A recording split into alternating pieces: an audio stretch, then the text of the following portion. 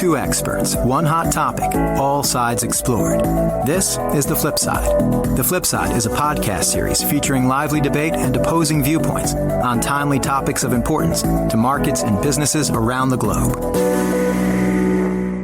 Welcome to The Flip Side. I'm Brad Rogoff, Global Head of Research, and joining me today from Tokyo is Shinichiro Kadota, our Head of Japan FX and Rate Strategy. Shin, it's great to have you on. Thanks for having me, Brad, and glad we found a time that works for both Tokyo and New York. Well, look, I feel like we had to because while it's always relevant what's going on in Japan to global markets, especially global fixed income markets, when I look at the 77-episode arc so far of The Flip Side, right now is probably the most relevant time in terms of being able to actually have a real debate on something that's going on in the country, considering the pivotal moment we're in following the recent elections. So what I want to examine today is how Japan can balance the legacy of Abenomics against mounting global pressures. New PM Takaichi is a strong follower of the Abenomics-like high-pressure economy with inherent bias for proactive fiscal and close BOJ government coordination. In her victory speech after the Liberal Democratic Party, or the LDP as it's known, presidential election, she argued that Japan has not fully escaped deflation yet and even touched on potentially reviewing the BOJ government accord.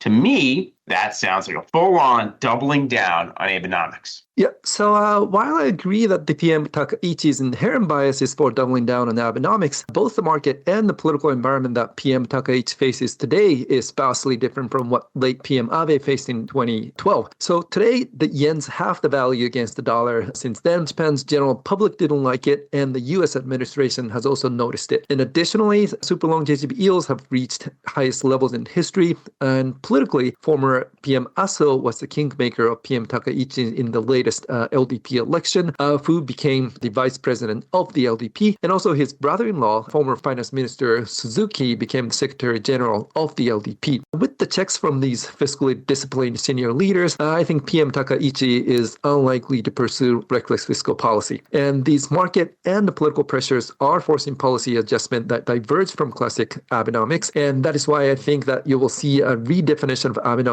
in a much less extreme manner. All right, well, thank you. Now we got the whole family tree there, it sounds like. But let's just start with talking about how big the stakes are and how immediate the consequences can be. So if fiscal intent outpaces market tolerance, then consumers, they'll have to pay a credibility tax. Usually that occurs through FX, inflation, and the long end. So if policies underdeliver, though, then confidence erodes anyways. Yep, so you mentioned the consequences, and, I agree with the tape on this one. So the early reaction was, equities higher, JGB long yields higher, and the yen weaker. Some of it, faded as investors realized pulling together a big package fast is hard. The rhetoric is now somewhat of a smaller, a bit slower, and more conditional one. That's the red definition. All right, let's talk about fiscal here. So during the LDP presidential election, Takaichi campaigned on targeted tax relief, local government support and investment, and did not deny the possibility of increasing deficit funding JGB issuance, unlike what the other candidates actually did. After forming a coalition with JIP, she agreed to consider lowering food consumption tax and subsidizing high school education. As a minority government, and with Takaichi's inherent bias, isn't the path of least resistance more expansionary fiscal policy, which can reverse the tape you're talking about? So, yes, I agree that the fiscal policy will be more expansionary under Takaichi than, say, her other opponents, such as, Koizumi. And indeed, the market heard the expansion and, moved reflexively. However,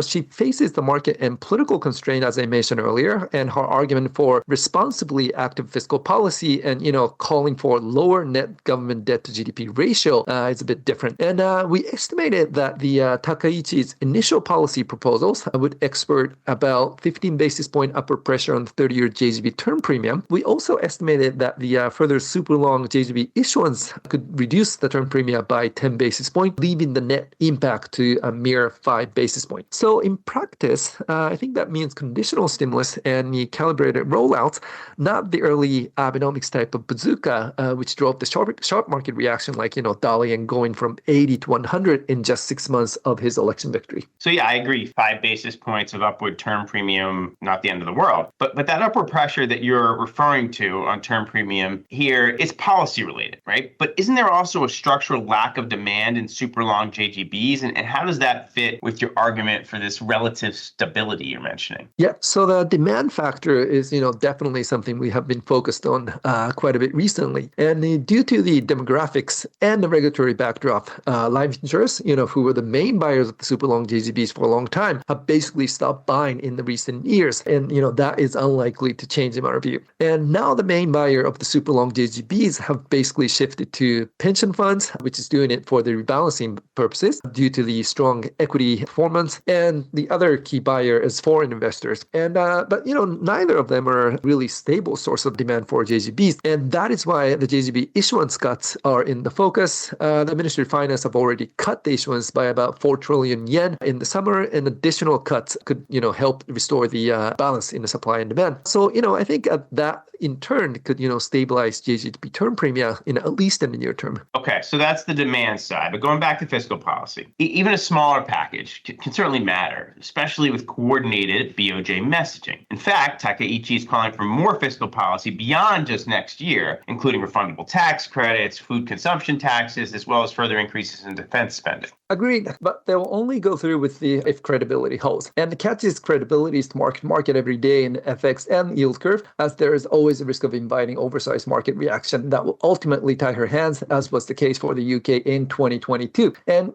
Japan is much more similar to UK than meets the eye. How is that so, Shin? Because that's not completely obvious to me. So, although Japan differs from UK in lacking super long leverage by pensions and having lower foreign holdings of the JGBs, its supply and demand dynamics, like the UK, remains fragile, driven by structural weakness in life insurance demand and growing share of foreign hold trading. Hence, we believe any policy error could lead to an outsized market reaction that will ultimately constrain Takaichi's hands. All right, I buy some of that. Maybe I'll have to ask one of our UK guys next time we have them on the flip side if they think they're similar to Japan. So let me now turn to part of Takaichi's argument, right, which is that to implement her policies, deficit funding JGBs will be used if needed. Once again, that was very different than what other LDP candidates said. So she even mentioned possibly reviewing the government BOJ accord in her LDP election victory speech, which all suggests, to me at least, her Abenomics style is very well intact. Sure, but let's look at an example of what could happen when those market forces can limit actions and, ultimately the outcomes. So, one example is, back in July 2016, when, Ben Bernanke, who was writing kind of all about helicopter money in his blogs,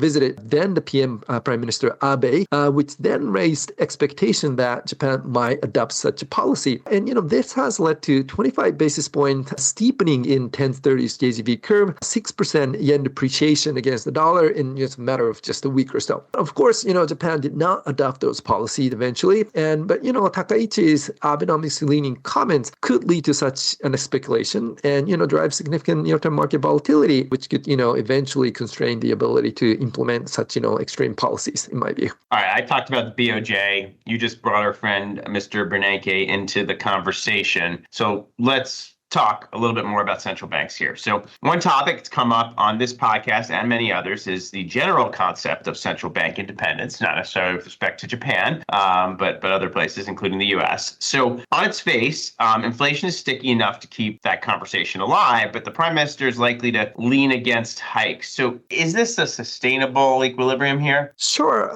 While Prime Minister Takaichi clearly has a dovish bias on the BOJ, we believe the macro and external environment would allow the BOJ to continue its policy normalization. First of all, Japan's core inflation has overshot its target, 2% target for more than 3 years now. Second, a lack of hike could accelerate the yen depreciation, which has been very unpopular among the Japanese public as a cause of inflation. And importantly, U.S. administration has criticized, yen weakness in the past and called for continued BOJ policy normalization, as recently as Besant comment last week. And in fact, U.S. Treasury reiterated this message that the sound monetary policy is important in anchoring inflation expectations and preventing excess FX volatility. Well, now we're getting even more relevant for global markets here, certainly. One thing I could see is a convenient argument that it's too early to declare a clean exit from deflation psychology, and that helps appease the new PM. Governor Ueda's cautious stance and need for coordination with the new administration does suggest that a delayed hike compared to what is priced in the market. Our call is that there will be a hike in January. However, we believe the BOJ's rate hiking cycle is dead under Takaichi due to the different macro and diplomatic conditions I mentioned earlier. If yen depreciates more quickly, then the BOJ is likely to respond with even earlier hikes. So I alluded to this earlier, right, in terms of the global implications we have from Japan. But one of the biggest ones is that Japan's been a large international bond investor. So at some point, a rise in domestic yields, it kind of has to spill over to global rates due to their repatriation back to home markets, right? So yeah, I agree to an extent, but I believe the near-term impact will be limited as Japanese investors have already sold a significant amount of foreign bonds in 22-23 during the global duration sell-off and rising FX hedging costs for domestic investors. In the near term, some investors are even thinking about buying some foreign bonds again, just given the expectation for lower FX hedging costs as the Fed continues to cut its policy rate. However, you're right in saying that the Japanese investors will surely keep more funds in domestic bonds now because now the yields are high enough to cover their liability cost instead of, having to chase foreign bonds for carry. So meaning, I think what it means is the new money will stay more in Japan. So, probably less demand for foreign bonds in the future for sure. But if we're forward looking and the Fed's cutting and the BOJ is likely to continue hiking, wouldn't that be positive for the yen? So you're correct that the tightening rate differential should, drive the dollar yen lower. However, I think there's a good argument that the BOJ hike to 1% and the Fed cutting to 3% are already, well priced in the markets. And additionally, dollar yen has not really been driven by rates since 2024 as it kept rising towards 160 despite stable rate differentials. And the driver of yen weakness since 2024, in our view, has been global equity risk premium. So basically, the strong equity performance has been, reducing demand for safe haven currency like the yen, and this can cause the yen to weaken further, even from the current level, despite, the consensus forecast of 140. Okay, but you're the expert on Japan, but even I know that this is Japan, and we've seen FX intervention on currency sell-offs in the past. So if the Ministry of Finance steps in, do you think that makes prolonged yen strength more likely? Innovation can shift levels and break momentum in the short term, but it rarely reverses the broad trend. We believe the fundamental driver of higher dollar yen is U.S. exceptionalism. Outperformance of the U.S. economy drives dollar strength, a strong equity rally that weighs on the yen via safe haven channel, and drives the structural digital deficit for Japan. In fact, Japan runs a digital deficit of more than 1% of GDP, particularly against U.S. mega digital companies. So we talked a lot about market-based and political constraint, but Takaichi was able to form a new coalition quickly, and after the LDP's longstanding partner, Komito, decided to leave her. So wouldn't that put her in a stronger position to actually pursue her policy agenda? So while she quickly recovered ground, to your point, the new coalition is still short of commanding a majority in both houses. So, however, to your point, there's one risk that can tip the balance towards your scenario, which is the snap election. So PM Takaichi's administration's inaugural approval rating hit 71%, according to Yomiuri newspaper, which is the fifth highest in history. And hence, the PM Takaichi may decide to call an early snap election, maybe around the end of this year, maybe around the end of fiscal year, perhaps after passing the budgets. And if LDP wins strongly in that election, she will have a much stronger political mandate to pursue her own policy agenda. That would certainly keep Japan at the forefront of global markets, and we'll be watching closely as the story continues to unfold. That's a wrap for episode 77 of The Flip Side. Thanks for tuning in. Subscribe wherever you get your podcasts so you never miss a debate. Barclays Investment Bank clients can explore Japan's macro strategy in depth with our latest reports, including impact of Takaichi economic policies on JGP term premium, and a topic that we didn't even get to dig into that much, U.S.-Japan investment deal and market implications, now available on Barclays Live. Until next time, see you on the flip side. That's all for now from this Barclays podcast. Thanks for listening, and we'll catch you next time on the flip side.